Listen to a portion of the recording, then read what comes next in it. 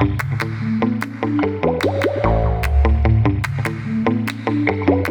Dean Spade. Welcome to Love in a Fucked Up World, where we talk about how to build and sustain strong connections with each other. Because our resistance movements are made of our relationships and are only as strong as they are. It's publication week for the second edition of Mutual Aid. It's been wonderful working with Verso Press on this project and getting to think about all that I've learned about mutual aid since 2020 and getting to write about that for a new edition. It's such a rare treat to get to add to a book that's only been out for 6 years. But as you know, they were 6 years where like a lot of things happened. If you want to see some excerpts from the new material in the book and some videos about what I added, I've posted some of those things to our Patreon. It's patreon.com/DeanSpade. And you can also order the book directly from me there, and all proceeds will go to the expenses of the podcast. Membership on our Patreon is free, so I hope you'll join the community there. There's a lot of really cute conversations happening and fun stuff. And I also want to give a huge thanks to people who are paid Patreon members. Our podcast has been out for almost a year, and it is a huge effort, and it's so fun and satisfying, and I've enjoyed it so much, and Patreon members make it possible. We have no ads and no other income to cover our expenses, so the Patreon really makes a big difference. I'm really thrilled to share today's episode, a conversation with my beloved friend, Eli Clare. Eli weaves hope, critical analysis, and compassionate storytelling in his work on disability and queer and trans resistance. His work centers a commitment to racial justice and care for the earth. He's one of the most deliberate writers and speakers I've ever encountered, and I'm always just totally changed by reading his work or hearing his talks. He's the author of 4 books, Exile and Pride, The Marrow's Telling, Brilliant Imperfection, and Unfurl. And I really feverishly recommend that you go out and read them right now.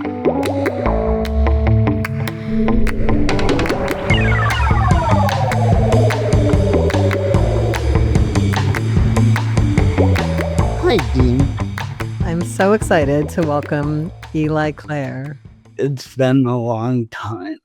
It's been a long time. And when I was thinking about getting to have this conversation with you, I was just thinking about how long you have been influencing my thinking and organizing and teaching and writing. And I was thinking about how many classes of students I have taught your work to, law students who I'm trying to help think through really intersectional methods of understanding disability justice and anti-racism and ecological crisis, and how your work has been something that they always bring back up again and again throughout the rest of the semester after we've read it. So I was so excited to read your new book, Unfurl, and to get to have a conversation with you today. Thank you so much for coming on. Well, Dean, I turned 62 3 or 4 months ago, which means I've been at movement work for 40 plus years. Now, I don't know how that happened. And because you and I both live in these worlds where foreshortened life is so much the reality of our worlds. One of the dreams I have for the world I want to live in is that people grow old, and we will have time as old people together. And I suspect that's not going to happen in my lifetime. And it's for me to be 62, still doing movement work, is how did that happen? I never expected to see this decade personally or actually politically. And the work is such long haul work, right? It's measured in decades and centuries. And yeah, I'm glad to be able to be here and doing the work, and being here is a combination of privilege and luck and community and all of the things. Mm-hmm. Yeah, I'm just thinking about how Miss Major used to say, "I'm still fucking here," and how meaningful that is for so many people in our communities who face a lot of obstacles to staying alive. Right. Well, this is relevant to the first question I really wanting to ask you. I read your beautiful book, Unfurl, and it really contends with loss and grief so deeply. And I've just been thinking a lot about the stigma and taboo around experiencing grief in dominant culture that I think is inherent to white supremacy and patriarchy and ableism and capitalism and colonialism. That's so important to all these forms of domination. And it's so painful and disorganizing to us personally and to our relationships and our movements to not be able to access grief or to be denied access to grief. And I wondered if you would speak about grief and about what writing Unfurl helped you learn about grief, or what you're wanting all of us to be considering about grief during these really difficult times. So I started writing what became this new book in the year or two before the COVID pandemic started. So I started writing the pieces that became this book in late 2017, early 2018. And so a lot of the material in this book was started in the early pandemic time, which was a time where we were inundated with death of lots of kinds, certainly COVID death, but other kinds of death. And in disability community, it was a time of like death after death after death after death. And the early pandemic brought me right back to the early AIDS epidemic, 1980, 81, 82, 83. I was coming out as a young queer during those years, and those years too were drenched with death after death after death, and more grief than we knew how to process. Or maybe not more grief, but grief so fast that there was no way to get through one grief before the next grief came. So this wave grief stacking up over time. And it very much feels like that now for lots of us, that we're in a time of grief stacking up in a way that there's no way to process one grief all the way before the next grief is here. And so I wrote partly as a way of expressing emotion, partly as a way of trying to figure out how do I live with this, partly as a way to say, yes, this is happening, partly a way to explore my experience of grief, which is grief takes its own time. Grief lives on this timeline that's not about productivity and is not about speed and is not about what we want. And grief has its own timeline. And that timeline is hard to predict because grief manifests in so many ways depending on so much. And through the writing of this and through the death of my friend PJ Two Ravens, who was a trans social worker, sex outlaw in the 90s and 2000s, and ran this trans support group called Gender Explorers for 15 years, and helped thousands and thousands of trans people come out in the 90s. In Ann Arbor, where there was a old school gender clinic that was gatekeeping every resource in the entire state. And he died in 2022. And one of the things I learned through his death is that for me, one of the lessons is to learn how to live with a broken heart. For me, not to feel like the goal was to get through my broken heart. The goal was to learn to live with broken heart at the long haul condition of these times. And that's been quite the lesson over a number of years from him, both during his life and after his time here on Earth. And certainly writing about that, writing about how do we live with our hearts broken, knowing that our hearts are never going to not be broken somehow, at least not here and now. No, again, the words I dream of, one day there'll be a time when our hearts aren't all broken all the time. But for right now, those are the communities I live in. our hearts are broken. I really do think it's a long-haul condition. In some ways, I feel like part of your eldership in our communities that I see coming through in this book is like a kind of in touchness. Like there's so much in the society that wants us to numb out to these experiences. And there's a level in which reading your work puts me into intimate contact with myself and with emotions and also the daily sensations of being alive, because so much of your work is also about contact with the natural world and being inside your own life and body and cognition and community. So I'm just kind of wondering, like, if you have something you want to add from that position of eldership, how do we live with these broken hearts? Well, I want to say one thing before I go into questions. Being called an elder makes me twitchy.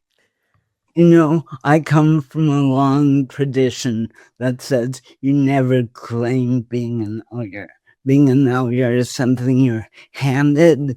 Being an elder is different from your chronological age. And there's a way in which when other people claim me as an elder or claim my eldership, it's like, oh, fuck. Like, again, how did that happen? And I don't claim to have a lot of wisdom. That's not a claim I make. But the people who helped me write this book, Susan Birch and Joe Cuddy. Susan Birch is a brilliant disability historian. Joe Cuddy is the well-known Arab Canadian writer and cultural activist. The two of them read every draft I write. And the three of us at different stages in the book would say, but this is a book about emotion, first and foremost. And as someone who lived my teens and 20s and 30s into my 40s completely numb, I did not know what emotion was. Disassociation was my favored and go-to survival strategy. I'm alive because of that survival strategy. But for me to be writing a book about emotion took my breath away over and over again because I struggled so hard to know what a feeling was, then to know how to have a feeling, and then to know how to tolerate multiple feelings and contradictory feelings and feelings over time, feelings that were not going away, which gets us back to this idea of living with a broken heart. So what could I say about how to do that? My time in the natural world is really a big, big piece of that. Being in the natural world teaches me so much about being open both to the grief, what it means that humans are plundering this incredible planet that has enough for every one of us if we collectively as humans would create right relationships with the planets, even in the plundered state of the planet right now. There's enough here for all of us. So my time in the more than human world, with trees and rocks and water and sky and birds and fish and snakes and mushrooms, and believing that the line between sentient and non-sentient and human and more than human, I barely believe in those lines anymore. But this grief by the plundering and this ability to still be connected to the beauty and the wonder and the grace teaches me so much about living long term with grief, with a broken heart. That living with a broken heart doesn't mean that there will never be joy, that there will never be wonder, that there will never be beauty, that there will never be connection, that living with a broken heart simply means that grief will be one of the pieces. And there'll be more foreground and less foreground. They'll take more space or less space. So time in the natural world is one piece for me. Taking every opportunity I have to cry. I'm not someone who has a lot of access to tears. Lots of reasons for that non-usual state of being. I just don't have a lot of access to tears, and certainly not any reliable ways to prime the pump of my tears. Like, I know some people are like, I play this breakup song and I'm crying every time, right? I don't have that doorway. But when the tears come, it's like, take the doorway. It doesn't matter when, it doesn't matter why, it doesn't matter where, it doesn't matter if I understand it, it doesn't matter if I know what it's connected to. Take the doorway. Often not easy, often not convenient, often not what I want, but it's like with them tears, this piece of what I know about my processes, take the moments when I'm having feeling, right? Because I'm numb still. I think numbness is another of the long haul state of being, right? I'm not saying somehow I've evolved out of numbness. Oh my God, no. But when I'm not numb, when I'm having a feeling, have the feeling, have the feeling.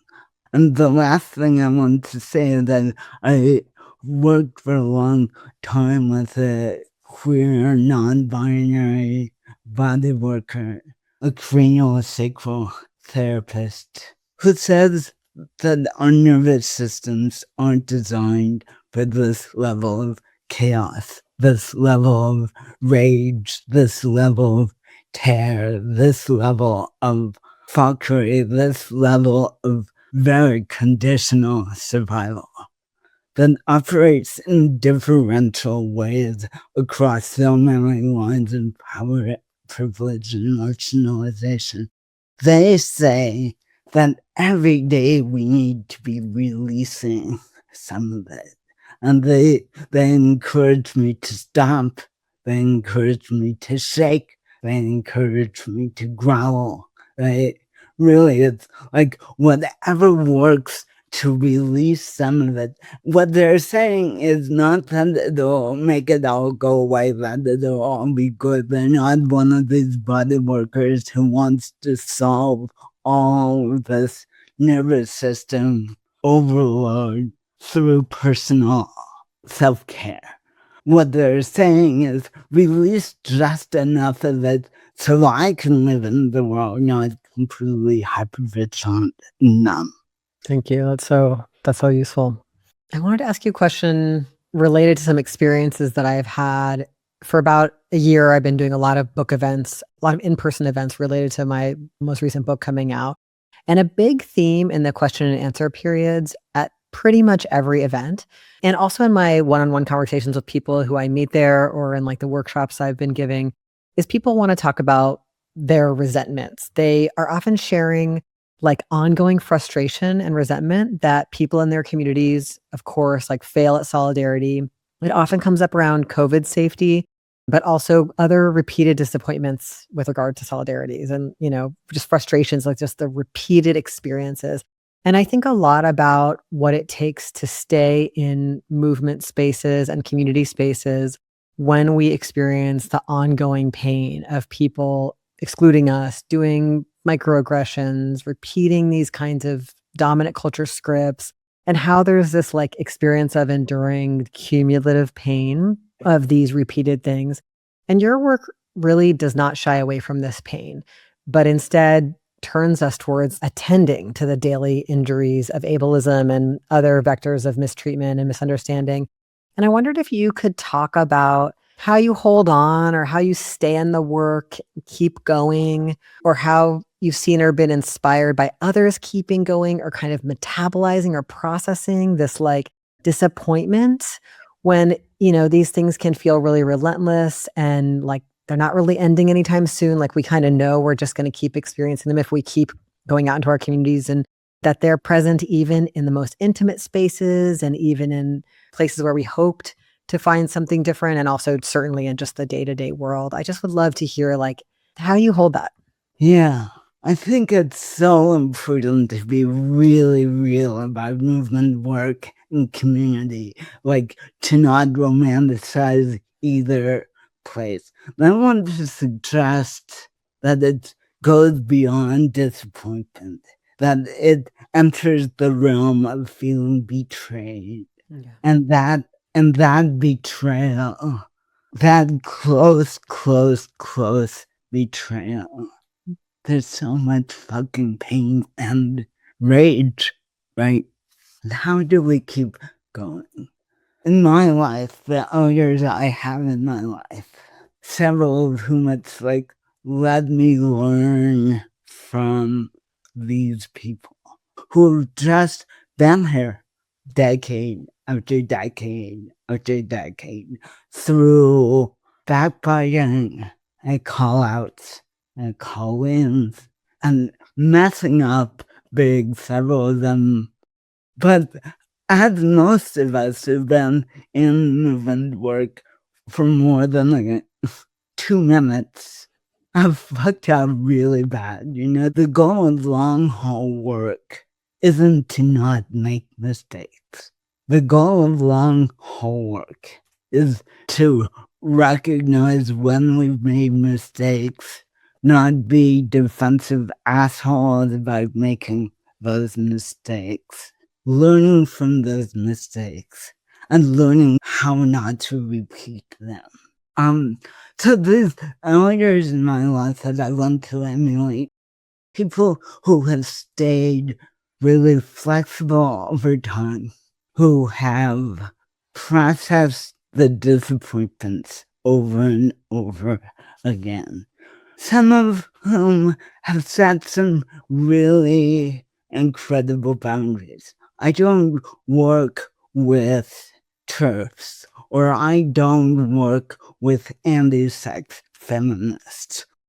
Setting boundaries as one of the ways of dealing with that sense of repeated disappointment that sometimes becomes betrayal. Another piece of what I have learned from these folks is to have the feelings, but to recognize that most of that betrayal we experience in movement and community spaces also has a reflection in the bigger systems, and that some of our grief and some of our rage belongs with those bigger systems.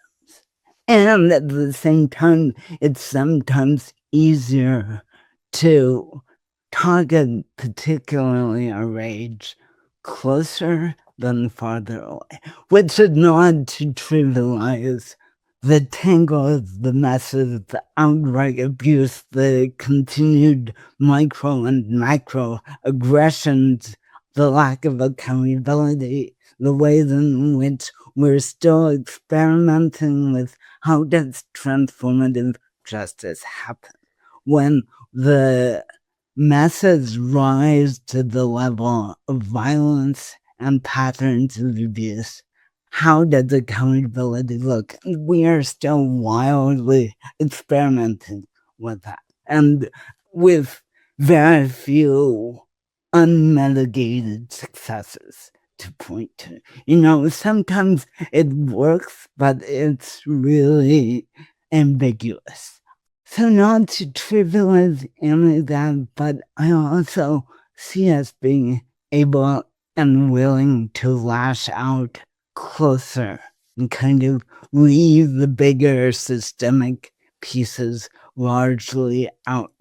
And you talk about hearing over and over again the sense of disappointment about COVID precautions. And God, that's so real. Like I'm living really close to people who are still mostly living in their houses because they can't safely be in community in person. I'm not one of those people. Masking is enough for me, and I'm masking all the time out in the world and struggling all the time without good public health information. So that sense of betrayal is really real and has these material consequences, right? These very vivid material and social consequences, including the folks I know who have long COVID. At the same time, that disappointment, that betrayal, what's not happening in queer and trans communities and progressive communities, how we're not protecting each other by doing things as simple as masking in public, actually don't start with us. Starts with this hyper politicization of public health that starts with this Republican led demonizing of collective care, starts with the way our health systems are collapsing, and in their collapse, the rationing of that technology is even more intense than it was 10 years ago. And it was so friggin' intense 10 years ago. It's even more intense now. The betrayal we're experiencing in our communities starts with capitalism and how capitalism, the capitalist drive for profit and the rich people drive to become richer meant there was all this pressure to go back to some sort of capitalist normalcy, and they use normal very specifically here. Mostly I just want to crush normal, crush it up into dust and let it blow away like normal has to go. But really, early 2022, capitalism was like, we're going to get back to the business of making profit for billionaires. And that meant that, there was a moment in 2020 where it was like, this is horrible, but capitalism is collapsing. This is the first time in my life that it felt like capitalism is actually beginning to crumble. And I mean, it was horrible, right? It was a terrible period of time, and yet there was this kind of excitement for me of like, we're finally recognizing that these are human-made rules, and as human-made rules, we can unmake them, and we can unmake them really quickly. And that lasted only so long before late-stage capitalism in its complete flexibility and in billionaires' drive, billionaires' greed, and the way greed has trickled down in this white settler colonial world, calling out beliefs, not identities. That knowledge went back underground. And yet the people closest to us are the people we see the betrayal most vividly. Does any of that make sense? Yeah, that makes so much sense. I'm asking partly because I want to be able to say all of this in a way that does not trivialize the pain and disappointment and betrayal. Because once a week, minimum, I'm feeling that. There is so much you're still doing. What? Yeah, I think betrayal is the right word too, because we have some expectations for people who are in our actual communities or movements. We're like, oh, yeah, maybe I found the other people who believe in what I believe in or have been through what I've been through or care about what I care about. And so it's much more painful when they make those errors in judgment or repeat those scripts or those harmful messages or whatever it is, exclusions, whatever. I really appreciate what you're saying. Sometimes we go really hard against those people because it's much more personal. And we're actually sometimes also feeling the cumulative pain of the entire systemic exclusion of our lives. But we're like, gonna destroy this group of 10 people here in our town, or we're gonna, make sure nobody ever is friends with this person again. I think one of the reasons I'm ending up in these conversations a lot is because I'm also trying to say some things about how resentment can really poison us. And so, how to hold the fact that we are consistently betrayed by one another and disappointed by one another, and we make a lot of mistakes, how to hold those experiences and not feel like they lead us to behaviors that are outside of our principles, and Right. like finding some path to experience the grief and rage and give the feedback and stand up for ourselves and for others that we love, and also continue to go on with collaborating. It's a really personal journey and it's a really hard one. And it's like, I think we need more time talking about that. We're really good in our movements at talking about how to take someone down and how to read them and tell them exactly what's wrong. But what do we do with living with this pain and like still wanting to be part of stuff and knowing there's not a group we can find where none of this stuff will happen, or not a community we can be part of? So that's the kind of thing I've been trying to hold with people.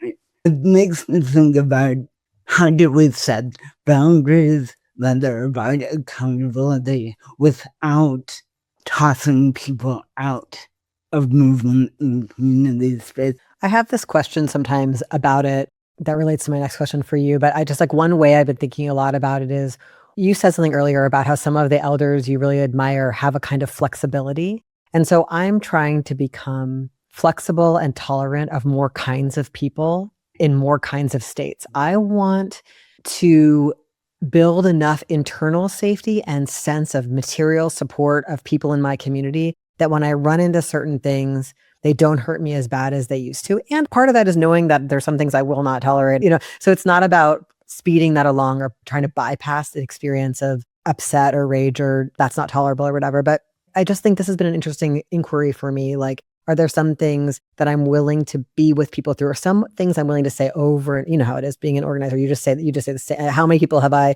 had the same conversation with about why abolition or about my views on Palestine or whatever, things that people have a hard time understanding?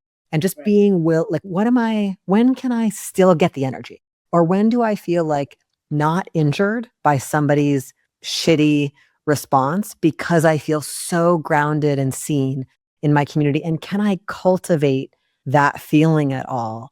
What kinds of spaces do I need that don't have those people in them? Or what kinds of relationships do I need? So this relates to the question I wanted to ask you next, which is about how in a lot of your work, including in Unfurl, you write a lot about how ableist messages reverberate through your own mind.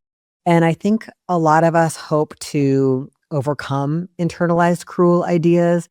Yet I know for myself that I'm never going to like fully get over these ideas. And your work really shows like living with them long term, even though like, of course, some things change or I have some ways I respond to them differently inside myself than I used to, or redirect things, or, care that I give to the wounds that I carry.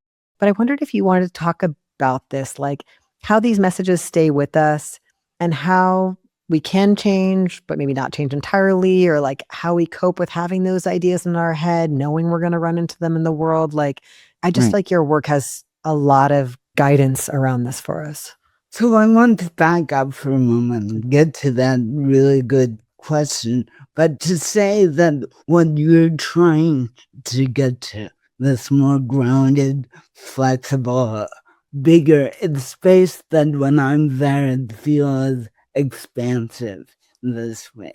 It means being really well internally resourced and externally resourced.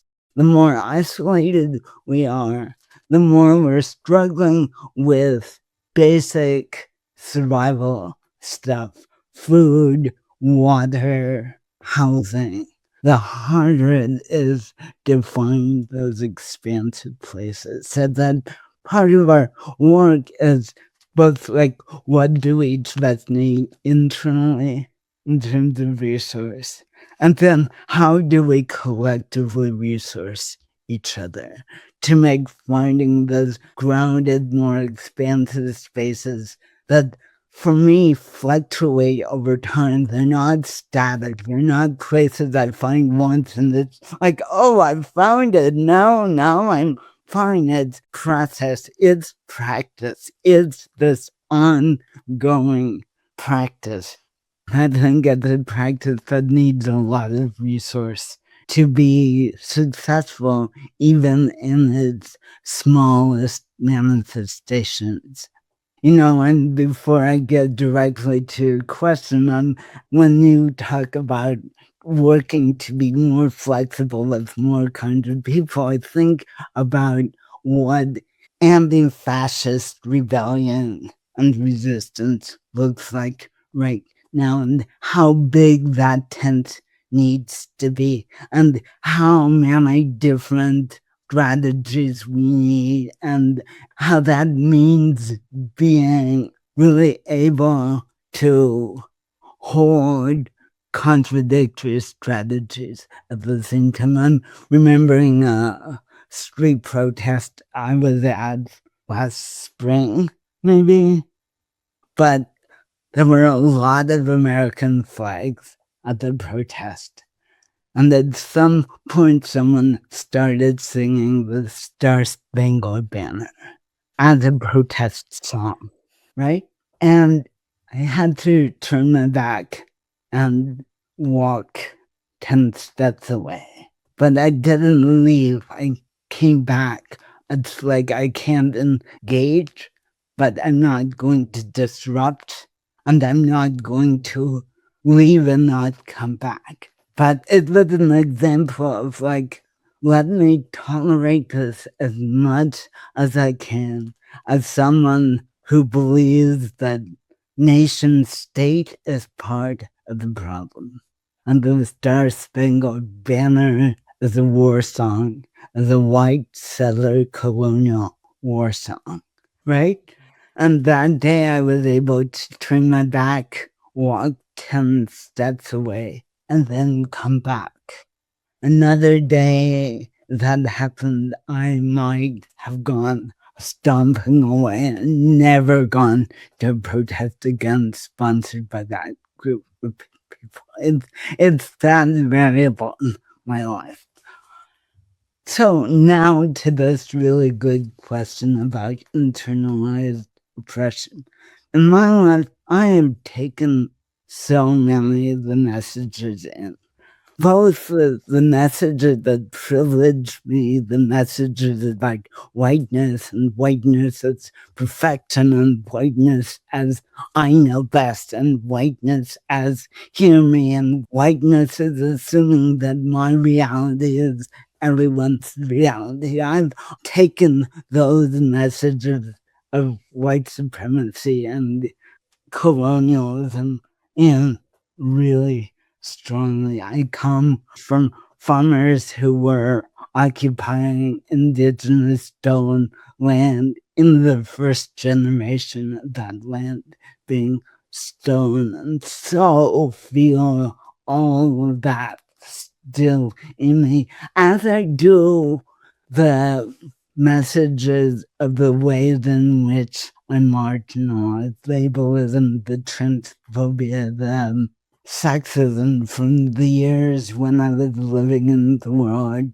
being read as a woman, rather than now in the years where I'm being read as a white guy mostly, and so I'm privileged, but in this very contingent way, but privileged in this way that doesn't go back to childhood. I don't have those messages of privilege all the way back. And how I'm convinced that I can change my relationship to those messages, but I can't actually get rid of them. Partly because they're still happening right now.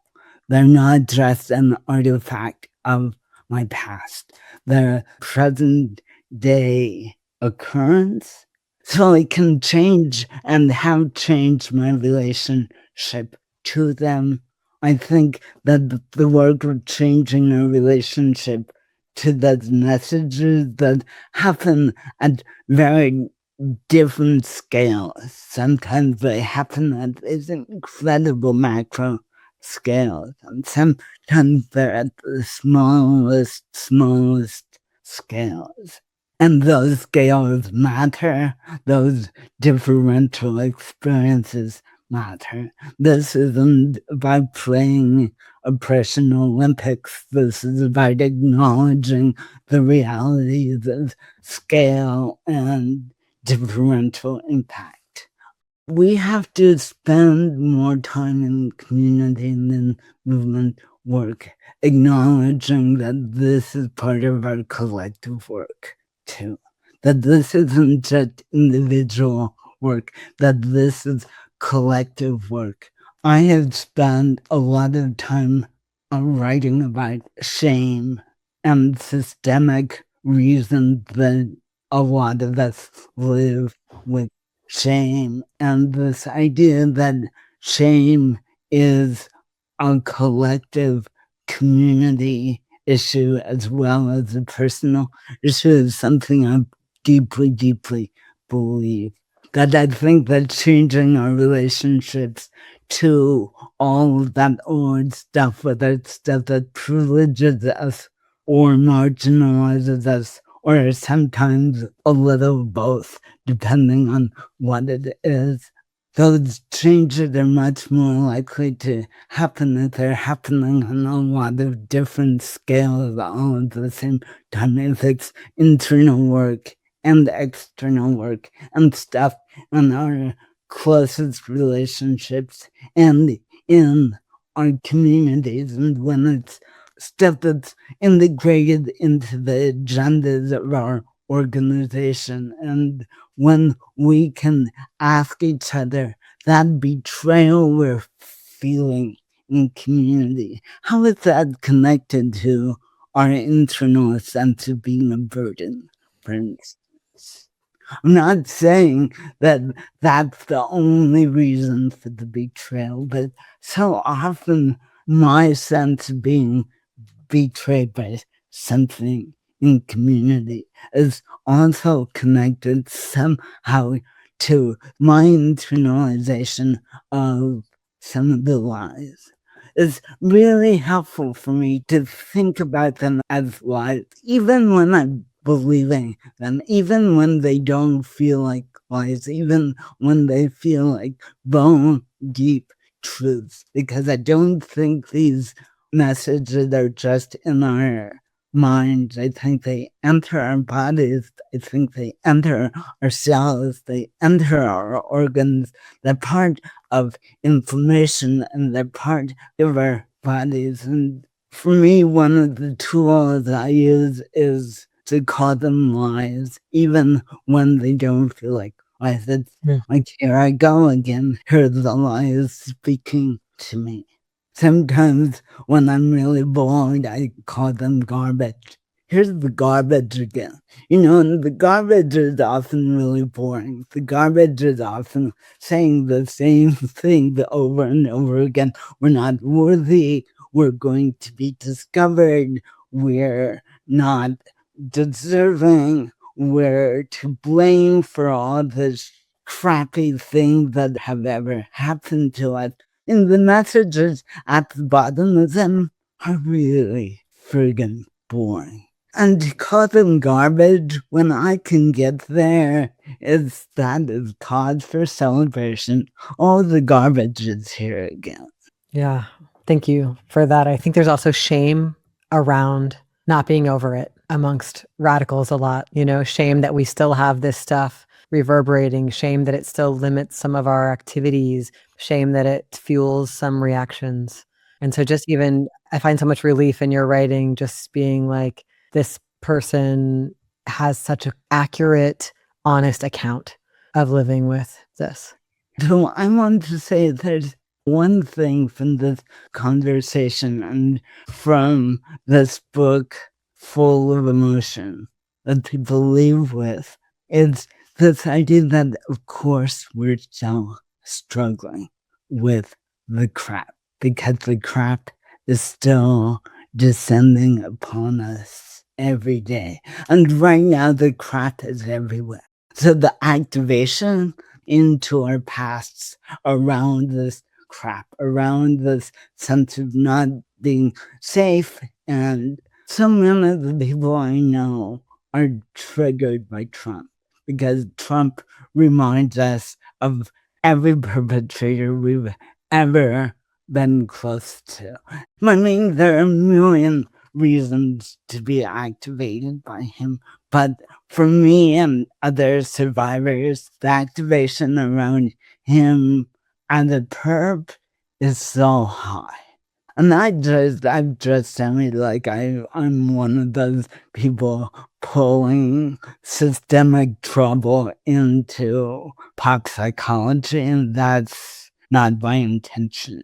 That it can function on both levels, this incredible systemic level and this like very personal nervous system, emotion based mixing of the past and present.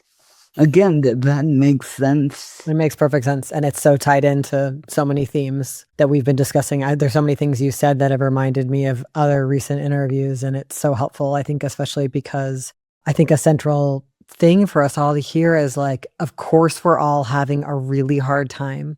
And everyone else we know is having a really hard time. And what kinds of gentleness can we bring? And what kinds of acceptance of ourselves and others' hard times? I think everything you said just now is helpful in that way because it puts us all in this shared, really painful context. I want to pose this last question to you. I'm sad for this interview to ever end, but I'm also really excited about this question. So, as you know, this podcast is about relationships of many kinds. And of course, I am aware that you have been in a very long-term, in my opinion, very hot relationship with another hot trans person who I adore for decades.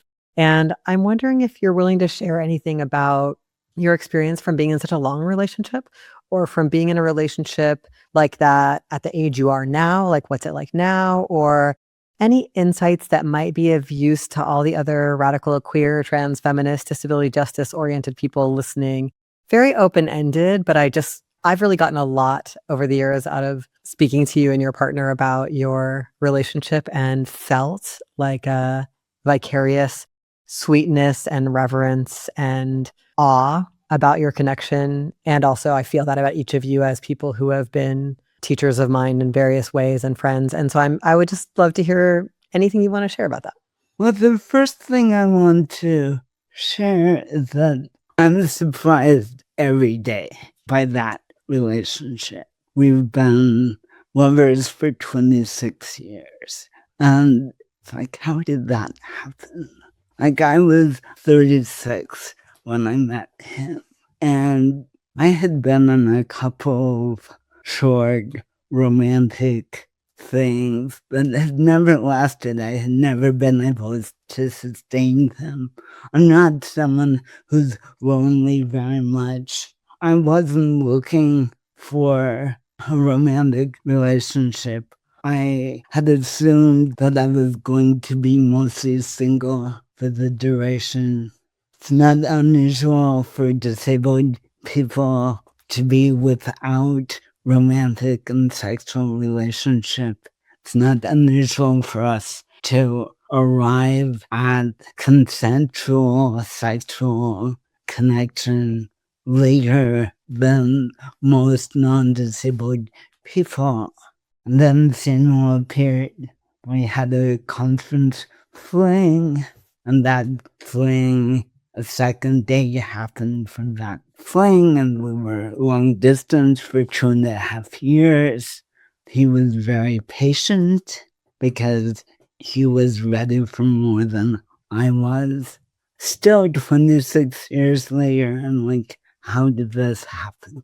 This relationship that provides so much love, so much comfort, so much stability, so much room to grow, so much hotness, frankly. Part of what works for us is that we're very different people. And we let those differences flourish. We let our different interests develop. We give each other space. We are not joined at the hip. Often Samuel is asked by people, does Eli actually really exist because they've never seen us? When I'm not doing public facing work, I'm quite an introvert and half a recluse. And so people are often like, I've not actually seen Eli. Does Eli exist? And the answer always is yes. And I don't know a lot of us who are in long-term things. Having said that, I do not want to prioritize long-term as the thing that makes relationships important. Like, I've been in really important relationships of many kinds over the decades that haven't been entirely long-term. I'm also in a small handful of long-term friendships that are really centrally important. So it's both, let's not prioritize long-term romantic relationships as the most important, and let's not prioritize romantic relationships over other kinds of relationships. So much of what I know about doing this long-term romantic thing, this long-term sexual thing, I've learned through long-term friendship. This like commitment to long-term friendship of let's work through differences, let's work through conflict, let's work through different choices. How do we sustain relationship through choices that we don't necessarily agree with? In my communities, we talk a lot about creating chosen family. And for me, chosen family are the people who I've been through conflict with, who I've been through, like, I don't agree with these choices, but damn, I love you nonetheless. And part of what makes this long-term romantic and sexual partnership work for me is that I also have these other really important long-term friendships that take energy, take time, take space. Some of them are friendships that are joint, and some of them are not. But it's been really important culturally, systemically, capitalism and white supremacy and patriarchy and ableism and on and on and on. We're told that our romantic relationships are supposed to be long and supposed to be the most important thing in our world. Samuel and our relationship is bedrock important to me, but so are like 5 or 6 friendships, all of whom feel like chosen family to me, are bedrock also in my life. The last thing I want to say is that I think love of all sorts, not easy love, not always romantic love, not love we're going to find in Hallmark cards ever. Love that's fierce, love that's sometimes uncomfortable, love that sometimes has gaps and glitches and question marks. Love is part of what's going to get us through this fucked up world. I mean that's not a platitude. Love is part of how we're going to keep each other alive. Yeah, these are the stakes at this time. Yeah. So true. I love your diehard commitment to connections of all lengths and all types are what make up our worlds. And the worst thing about romance in our society is that it's all about isolation. It's about getting isolated with one other person. And that is the most dangerous thing that we can do to our relationships and causes so much violence and loss and pain. So I love what you shared. I think the route to connections that can hold us in these awful times is having a lot of different kinds of relationships with people who can meet different parts of us and with whom we can do different kinds of activities that we need, and letting each other do that, not controlling one another, trying to limit others' relationships. This stuff is so hard. Right. So, Dean, can I end this part of the conversation with a poem? I would love that. Let's do it. Yeah. You know what? I describe this book as a queer disabled love song. So there are a number of love poems in the book. And this is called How to Love for the Long Haul. Remember, love is a muscle the size of our hearts. Open hands, wild, open sky. Practice every day. Love fiddleheads, coyotes, white pines. Love red foxes and barn cats, our own round bellies. Love the first ripe cherry tomato, the last bite of pesto.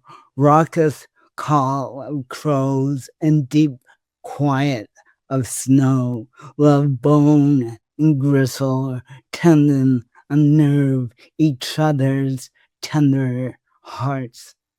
Do not succumb to ownership or jealousy. Love through long rain, intense drought.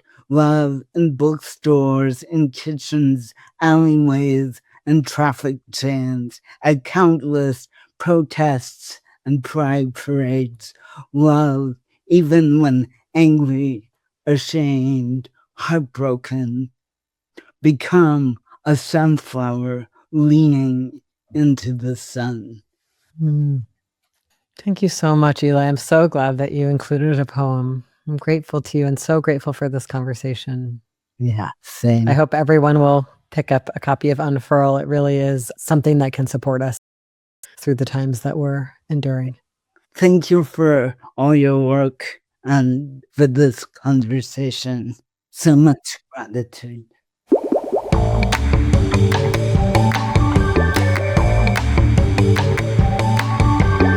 Thanks to Eli for having this conversation with me. So much to chew on. I'm very grateful.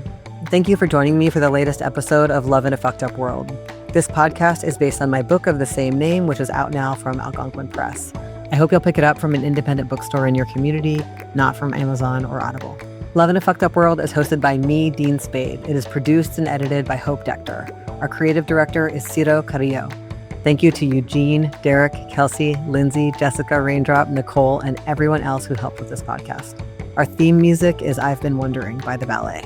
We need each other now more than ever, and I hope this podcast offers tools and ideas that can help us to build and sustain strong relationships and strong resistance movements. I hope you'll keep listening, subscribe, and share this episode with the people in your life.